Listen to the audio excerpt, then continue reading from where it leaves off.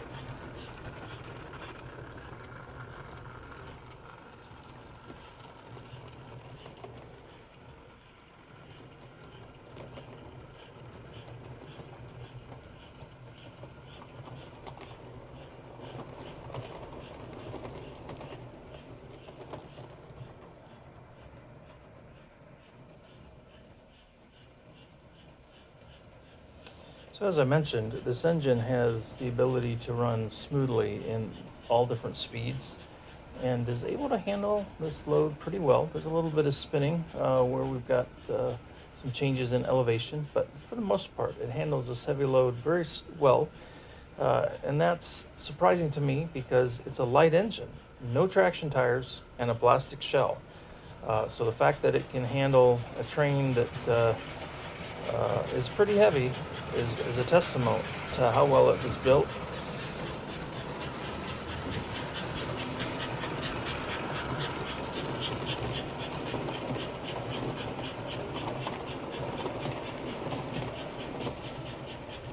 Another thing about this particular engine that I find very attractive and appealing is that the wheels don't wobble. I spent a little time with the linkage, and I've got the linkage in such a way that it doesn't clang or clatter while it's yet still being loose enough to run very smoothly.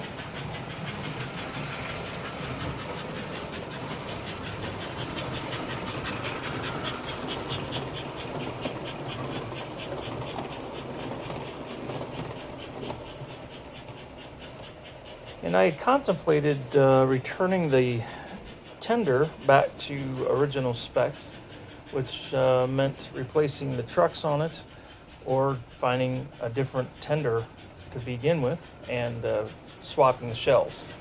I opted instead to just change out the coupler.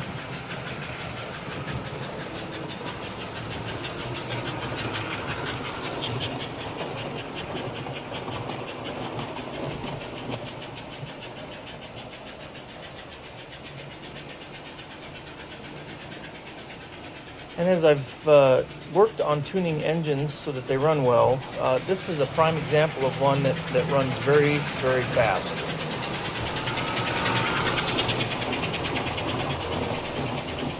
I don't know if you caught that little bit of a hum, but this engine will actually wind out way further than it probably should, and would have no problems leaving the rails because it can go so fast.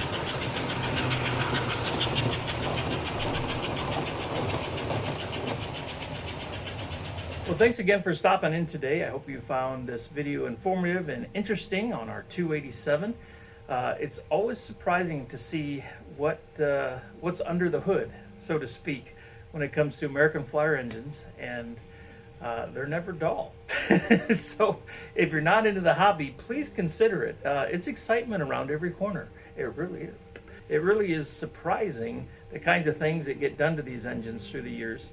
And I think probably you'd agree with me that at least in this case, they were improvements. I don't know why Flyer decided to make a 287 with no choo-choo and smoke, but I'm really glad this one has it.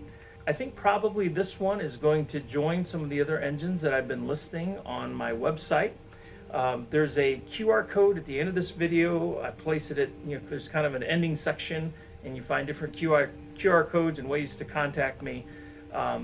That is where the video or the QR code for my website will appear. There's also a link in the comments. If you happen to be watching this on a computer or a phone, you can see it there. And what I've been doing is I've been slowly building this website, adding things to it as I get a chance to go through them, and I try to clean and refurbish and make sure things work.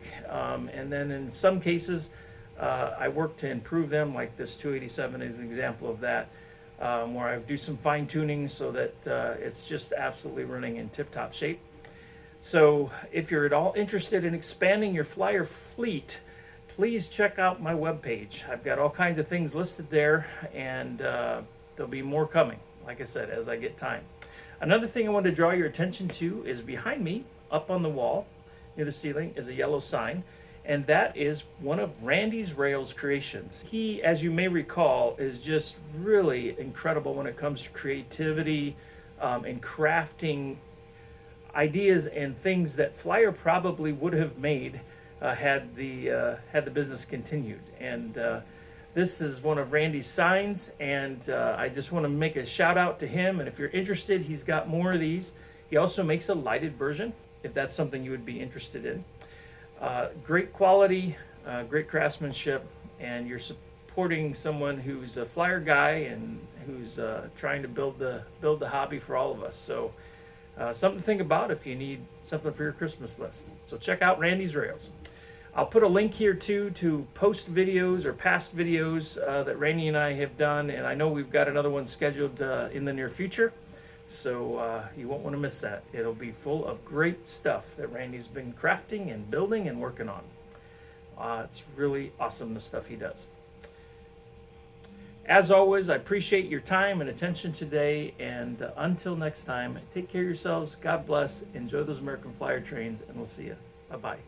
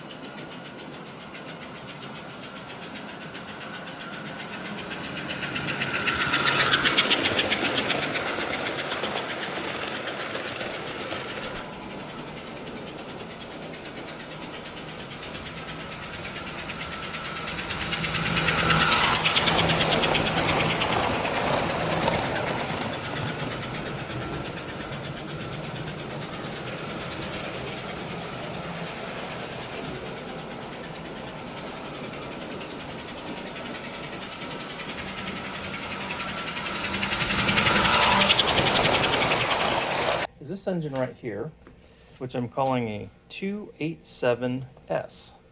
Now, you won't find that description in any books because it doesn't exist. I made it up. But why, Austin, would you add an S to a 287? So the reason I added an S to the nomenclature or the number of this engine is because it's not supposed to have chuff or choo-choo and smoke. It's also not supposed to have stamped metal trucks.